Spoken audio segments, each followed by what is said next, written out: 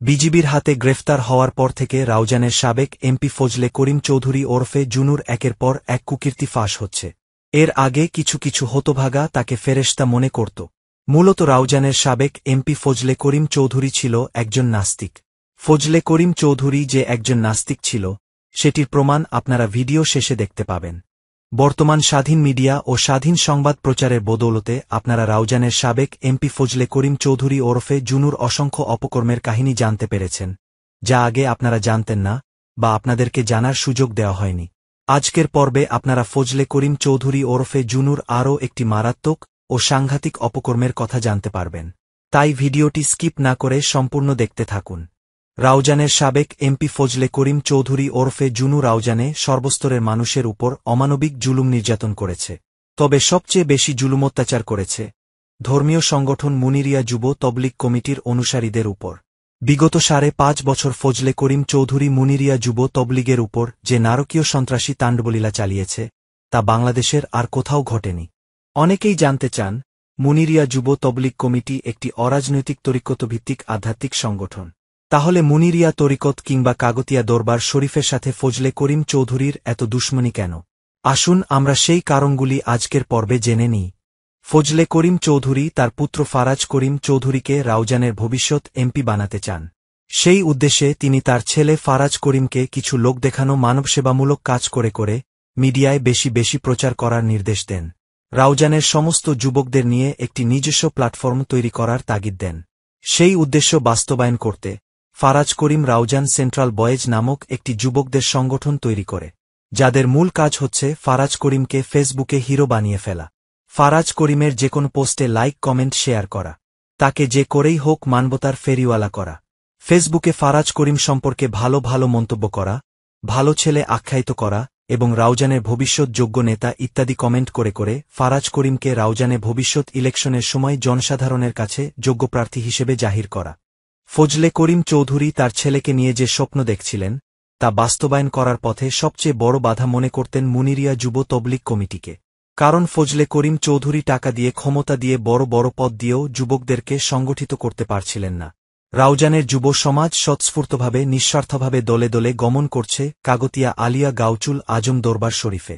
এই যুবকরা শ্রম দিয়ে নিজের অর্থ ব্যয় করে মুনিরিয়া যুব তবলিগের কাজ করে, মাহফিলের ব্যানার পোস্টার লাগাতে রাতদিন পরিশ্রম করে, স্বেচ্ছাশ্রমের মাধ্যমে নিরলসভাবে মুনিরিয়া যুব তবলিগের যেকোনো প্রোগ্রামে কর্মীর দায়িত্ব পালন করে। এই দৃশ্যগুলি ফজলে করিম চৌধুরী ও তার ছেলে ফারাজ করিম চৌধুরী সহ্য করতে পারছিল না। ফজলে করিম চৌধুরী বুঝতে পারলেন, কাগতিয়া দরবার খুবই প্রভাবশালী একটি দরবার। রাউজানে মোর দেন 50% মানুষ কাগতিয়া দরবারের অনুসারী। তাদের অগণিত মহিলা তরিকতপন্থী অনুসারীও আছেন।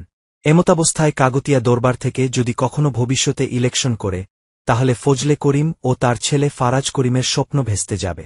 যদিওবা কাগতিয়া দরবার একটি অরাজনৈতিক দরবার, তাদের কোনো রাজনৈতিক এজেন্ডা নেই, অতএব তারা ইলেকশন করবে না। এরপরও ফজলে করিম ও তার ছেলে ফারাজ করিম এটি নিয়ে অহেতুক দুশ্চিন্তায় ভুগতেন। তাছাড়া কাগতিয়া দরবার ফজলে করিমকে খুব একটা তোয়াজ করত না, বরং ফজলে করিম নিজেই 2018 সালে নির্বাচনের আগে কাগতিয়া দরবারে গিয়ে কাগতিয়া দরবারের বর্তমান পীর সাহেব হুজুর কেবলার সামনে দাঁড়িয়ে চোখের পানি ফেলে ভোটের জন্য অনুনয় বিনয় করে এসেছেন। কাগতিয়া দরবারের পীর সাহেব হুজুর কেবলা ফজলে করিমকে বলেছিলেন, আমি তো রাজনীতি করি না, তাছাড়া ভোট প্রদান যার যার নাগরিক অধিকার, মানুষ যাকে পছন্দ করবে তাকে ভোট দেবে, মানুষ তো দেখে কর্ম, আপনি কাজ করলে মানুষ নিশ্চয় আপনাকে ভোট দেবে। কিন্তু ফজলে করিম চাচ্ছেন কাগতিয়া দরবারের পীর সাহেব হুজুর কেবলা যেন উনার অনুসারীদেরকে একটু বলে দেন, তোমরা অমুককে সাপোর্ট করবে, অমুকের রাজনৈতিক সমাবেশে যোগ দেবে, অমুককে ভোট দেবে ইত্যাদি। কিন্তু কাগতিয়া দরবারের পীর সাহেব হুজুর কেবলা সেটা না করাতে ফজলে করিমের মনে খুবই ক্ষোভ। ফজলে করিম চৌধুরী মুনিরিয়া যুব তবলিগ কমিটির বর্তমান মহাসচিব প্রফেসর ড. মোহাম্মদ আবুল মনসুরকে তার বাসায় ডেকে এনে বললেন, রাউজানে সব জায়গায় মুনিরিয়া যুব তবলিগের ব্যানার কেন? মুনিরিয়ার ব্যানারের কারণে টিকতে পারতেছি না, সব ব্যানার খুলে ফেলবে। অর্থাৎ ধর্মীয় সংগঠন মুনিরিয়া যুব তবলিগ কমিটির মাহফিলের ব্যানার পোস্টারের প্রতি ফজলে করিমের রয়েছে মারাত্মক অ্যালার্জি। প্রফেসর ড. মোহাম্মদ আবুল মনসুর ফজলে করিমকে বললেন, ঠিক আছে, আমাদের ব্যানারগুলি খুলে ফেলব। এরপর ফজলে করিম প্রফেসর ড. মোহাম্মদ আবুল মনসুরকে বললেন, যুবক ছেলেরা কাগতিয়া দরবারে যাবে কেন? আমার ছেলেরাও কাগতিয়া দরবারে চলে যাচ্ছে। আমি কর্মী সৃষ্টি করতে পারছি না। ছেলে কতগুলি খালি কাগতিয়া দরবারে চলে যায়, এরা তো ধর্মান্ধ। পৃথিবীতে 750 কোটি মানুষ আছে, সেখানে 250 কোটি মানুষ কোনো ধর্ম মানে না, আমি তাদের দলে। এরাই পৃথিবী টিকিয়ে রেখেছে। প্রিয় বন্ধুরা, ভিডিও এর শুরুতে বলেছিলাম, ফজলে করিম ছিল একজন নাস্তিক। উনার এই কথা শুনে আপনাদের কি মনে হয়? ফজলে করিম যে বললেন, পৃথিবীতে 750 কোটি মানুষ আছে, সেখানে 250 কোটি মানুষ কোনো ধর্ম মানে না, আমি তাদের দলে। এরাই পৃথিবী টিকিয়ে রেখেছে। এ কথা বলার পরও আপনি কি ফজলে করিমকে মুসলমান মনে করেন?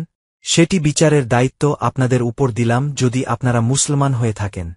এছাড়া ফজলে করিমের রয়েছে টাকা পয়সার প্রতি মারাত্মক লোভ। ফজলে করিম দেখলেন, কাগতিয়া মাদ্রাসার একটি ট্রাস্ট আছে, যে ট্রাস্টের মাধ্যমে মাদ্রাসা নির্মাণের জন্য চট্টগ্রাম মহানগরে 100 কোটি টাকার জায়গা ক্রয় করছে, যে টাকাগুলি মুনিরিয়া যুব তবলিগ কমিটির লক্ষ লক্ষ অনুসারীদের অনুদান। তাছাড়া ইউরোপ, আমেরিকা, মধ্যপ্রাচ্যসহ সারা বিশ্বে মুনিরিয়া যুব তবলিগের হাজার হাজার ধনাঢ্য তরিকতপন্থী অনুসারী রয়েছেন, যারা কাগতিয়া মাদ্রাসার ট্রাস্টে কোটি কোটি টাকা অনুদান দিয়ে থাকেন। এই ট্রাস্টের উপর ফজলে করিম চৌধুরীর শকুনের নজর পড়েছে। এই ট্রাস্টের টাকায় ফজলে করিম ভাগ বসাতে চান। সেই উদ্দেশ্যে কাগতিয়া মাদ্রাসার গভর্নিং বোর্ডে তার নিজস্ব লোক বসাতে চেয়েছিলেন। কাগতিয়া মাদ্রাসার ফান্ডের টাকা আত্মসাৎ করতে চেয়েছিলেন। সবকিছু করেও যখন তিনি ব্যর্থ হয়েছেন, তখন তিনি কাগতিয়া মাদ্রাসা, কাগতিয়া দরবার ও কাগতিয়া দরবারের সংগঠন মনিরিয়া যুব তবলিগ কমিটির উপর ক্ষিপ্ত হয়ে উঠলেন। কোনো কিছুই যখন উনার কথা মতো হচ্ছে না, এরপর শুরু হয় ফজলে করিম চৌধুরীর সশস্ত্র ক্যাডার বাহিনী দিয়ে মুনিরিয়া যুব তবলিগ কমিটির উপর ইতিহাসের জঘন্যতম নারকীয় সন্ত্রাসী তাণ্ডবলীলা। ওই সময় নাম প্রকাশে অনিচ্ছুক চট্টগ্রাম গোয়েন্দা বিভাগের একজন ঊর্ধ্বতন কর্মকর্তা প্রফেসর ড মোহাম্মদ আবুল মনসুরকে জানিয়েছেন, স্যার, আমাদের কাছে খবর আছে, ফজলে করিমকে 2 কোটি টাকা দেন না, দেখবেন সব ঠিক হয়ে গেছে। উনি টাকার জন্যই এগুলি করছেন। প্রফেসর ড মোহাম্মদ আবুল মনসুর বললেন, ভাই, কার টাকা দেব? আল্লাহর বান্দারা টাকা দিয়েছেন মাদ্রাসার জন্য। এগুলি যদি ওরসের গরু মহিষের টাকা হতো, তাহলে না হয় সেখান থেকে দিয়ে দিতাম, কিন্তু এগুলি তো মানুষ মাদ্রাসার জন্য দিয়েছে, এখান থেকে তো কাউকে দেওয়া যাবে না। গত 5.5 বছর মুনিরিয়া যুব তবলিগ কমিটির অনুসারীরা রাউজান যেতে পারেননি।